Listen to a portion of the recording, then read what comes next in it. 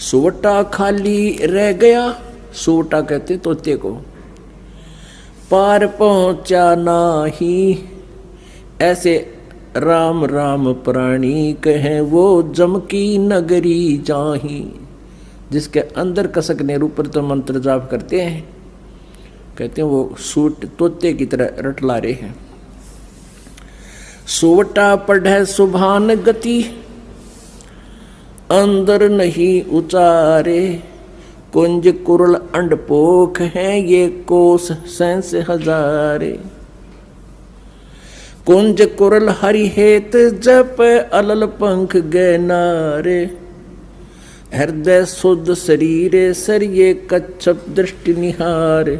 कितना अच्छा ज्ञान दिया, कितना एक सटीक उदाहरण दिया परमात्मा ने, एग्जाम्पल दिया है कि सुवा पढ़े सुभान गति, स्वाभाविक पढ़ रहा है तोता तो, अंदर नहीं उचारे, और कुंज कुरल अंडपोख हैं ये कोस सहस हजार।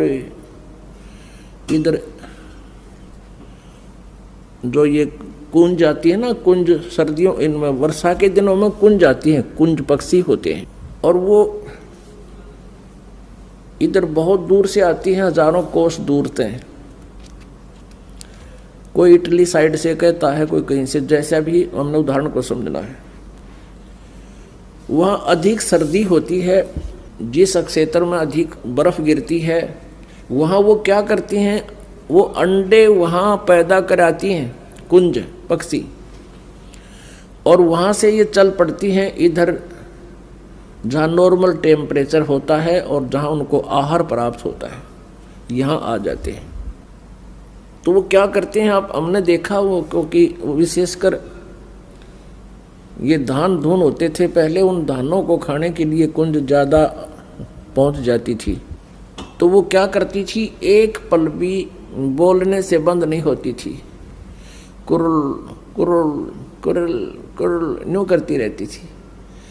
वो अपने अंडों की कसक में उन अंडों की तरफ उनकी एक विशेष तरंग जाती थी हृदय से, कि मेरे बच्चे कहीं मर ना जा, मेरे बच्चों का क्या होगा। तो वहाँ से वो अपनी उस तरंग से, उस कसक से, उस कुरलाहट से, और वहाँ हजारों कोस दूर यानी 2-3 हजार किलोमीटर दूर बैठी भी उन अंडों को वो पोष रही थी, पोख रही थी। जैसे एक तो पक्षी अंडों के ऊपर बैठकर उनको पोषण करता है, जैसे ये कबूतर हैं, कौवे हैं, इस तरह के पक्षी, और वो वहाँ से अपने अंदर की तरंग से, कसक से, कुरलाहट से, किलबिलाहट से उन 1000 कोस दूर अंडों को पोषण पहुंचा रही है उस कसक से, और उनके अंडे वे फिर बच्चे बन जाते हैं। जब वो वापस जाती हैं अपने उस कसक की तरंग की सेटिंग तय, अपने अपने बच्चों के पास वो ऑटोमेटिकली मिल जाती है, वो भूल नहीं करती। तो यहाँ परमात्मा समझाना चाहते हैं आदरणीय गरीबदास साहिब जी, जिनको भगवान मिले, और भगवान परमेश्वर कबीर जी ने इनको अपने ही पाने का विधान बताया। वो क्या बता रहे हैं, सूटा पढ़े सुभान गति, अंदर नहीं उचारे, कुंज कुरल अंडपोख हैं ये कोस सहस हजार। अब क्या फार्मूला बताया है इसके अंदर, कुंज कुरल हरि हेत जप, अलल पंख गए नारे, हृदय शुद्ध शरीर सर कच्छप दृष्टि निहार। ऐसी संगति जो मिले तो साईं से भेंट, ऊपरली बर्बाद है ये जम मारेगा फेंट।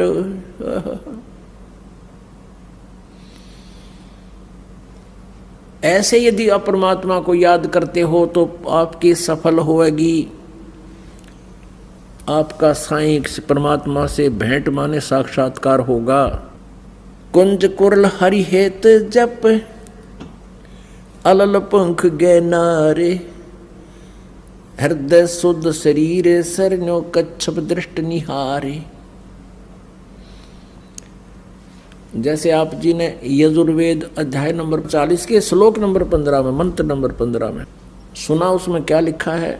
वायु अनिलम अमृतम अथिदम भस्मांतम शरीरम ओम करतो समर किलबे समर और करतुम समर। यदि तुमने ब्रह्म तक का लाभ लेना है, उसकी भी साधना करने का ये तरीका है। ओम नाम का जाप कर, काम करते करते कर।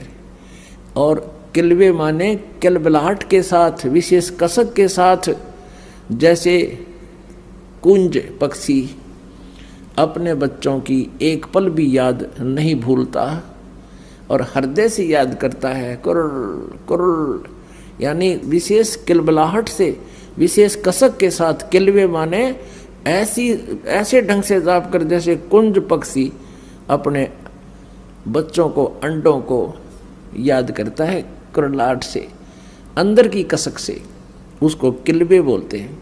और कर्तुम समर, अपने जीवन का मूल कर्तव्य जानकर कि मनुष्य जीवन मनुष्य परमात्मा प्राप्ति के लिए ही मिला है, ऐसे भगवान जब, तो तब कैसे होगा?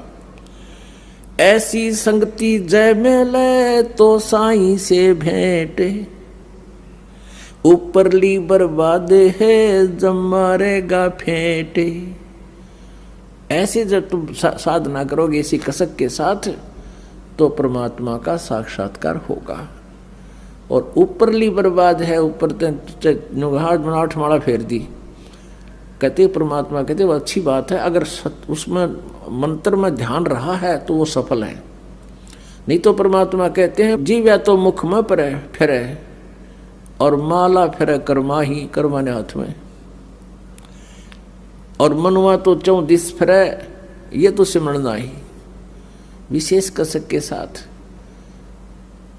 कहते तब परमात्मा मिलेगा। फिर और उदाहरण दिया है कि हृदय शुद्ध शरीर सर, सच्ची आत्मा ते सच्चे हृदय से, और ऐसे ध्यान लगा, ऐसे या उसको, जैसे ये कछुए जो होते हैं, कछुए तालाबों में रहते हैं, ये क्या करते हैं कि बाहर झाड़ियों में अंडे उत्पन्न कराते हैं।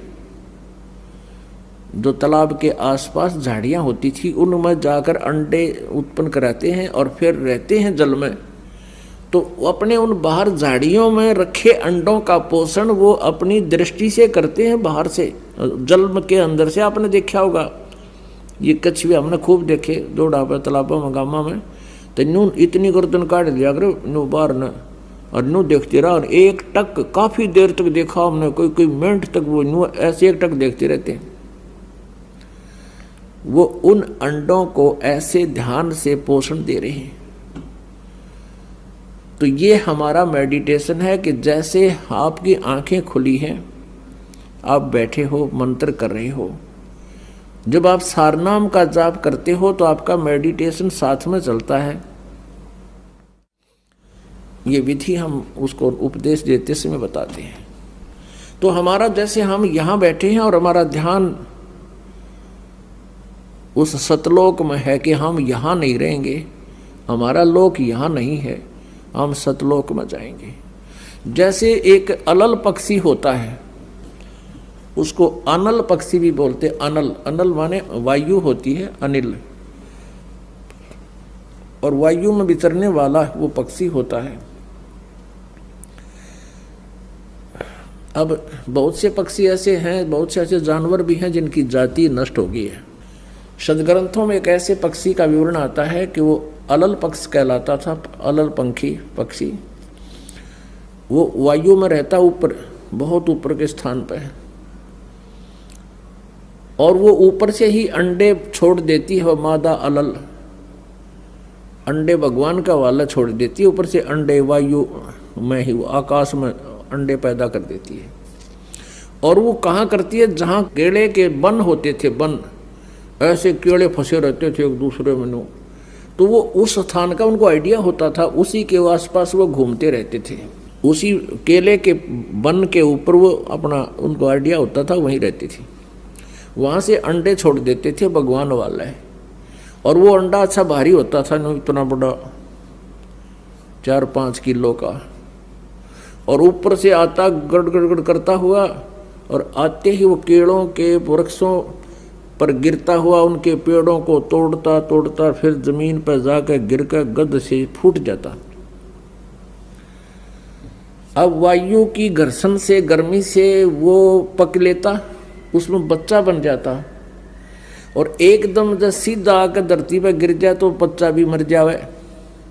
वो केलों के पत्तों पर, ऐसे उलझे हुए पत्तों पर गिरता, जोर से उनको तोड़ता हुआ, यानी उसकी गति कम हो जाती, स्पीड कम हो जाती, और फिर गिरते ही फूट जाता। फिर वो पक्षी, छोटा बच्चा, वहाँ के अन्य पक्षियों में रहता है, उनके साथ मित्रता रखता है और खाता पीता भी है। लेकिन उसके हृदय से इस बात की भूल नहीं गिरती, ये भूल नहीं पड़ती कि मेरा ये ठिकाना नहीं है। उसको हरदम याद रहता है कि ये मेरा स्थान नहीं है, ये मेरा परिवार नहीं है, मेरा परिवार ऊपर है। परमात्मा की दी हुई इसमें एक ऐसा गुण होता है, तो वो पल पल उस माता पिता के लोक में जाने का वो प्रयत्न करता है, उड़ना सीखता है।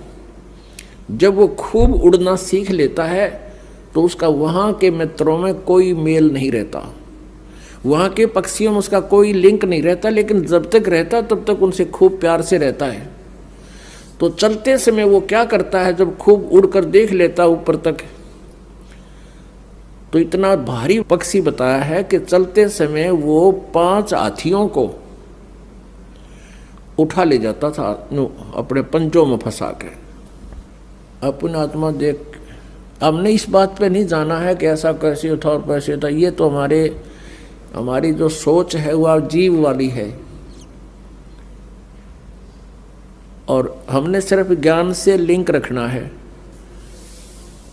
कहने का भाव ये है कि हम यहाँ आकर गिर गए, ये हमारा लोक नहीं है।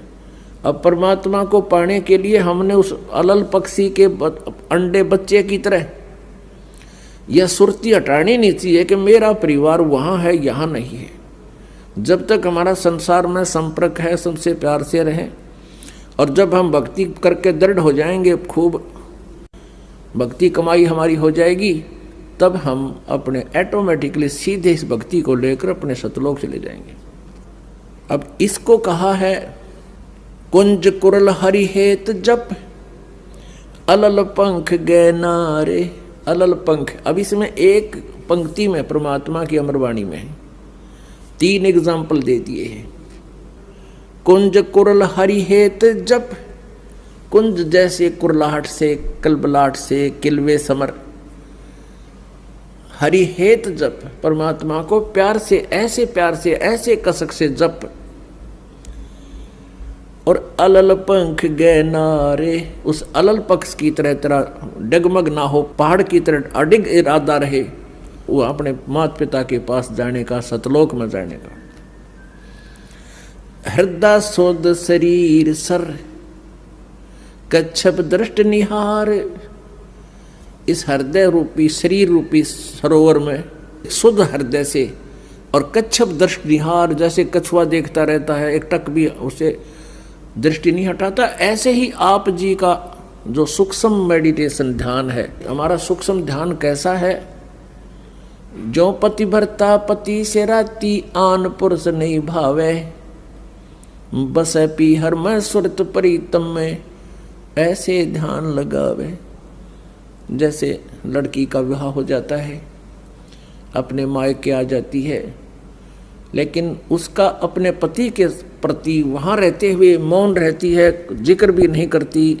तो ऐसा हमारा ध्यान है जैसे लड़की अपने माता पिता के यहाँ रहते हुए भी अपने पति का ध्यान उससे हटता नहीं। तो ऐसे ही कहते हैं जैसे कच्छप दृष्ट निहार, हम यहाँ रहते हुए भी सतलोक जाएंगे, हमारी वो कच्छप यानी कछुए जैसी नजर दृष्टि व सूक्ष्म दृष्टि सतलोक में जाने वाली ऐसे निरंतर बनी रहे,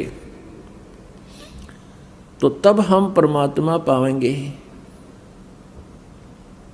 ऐसी संगति जो मिले तो साईं से भेंट, यदि ऐसा कोई संत मिले, ऐसी संगत वाला संत मिले, ये मार्गदर्शन करने वाला मिले, तो भगवान प्राप्ति होगी, परमात्मा का साक्षात्कार होगा। और ऊपरली बर्बाद है जब मारेगा फेंट, यानी जैसे ऐसी कसक नहीं है और साधना भी कर रहे हो तो काल तुम्हारे ऊपर कभी भी अटैक कर सकता है। जैसे सूरज के आगे बदरा ऐसे कर्म छयारे, प्रेम की पवन कर चुत मंजन जलक तेज नयारे। अपने आत्मा ज्ञान से और इस भक्ति के साधना से, सत साधना से आपके हृदय में एक विनम्रता आवेगी,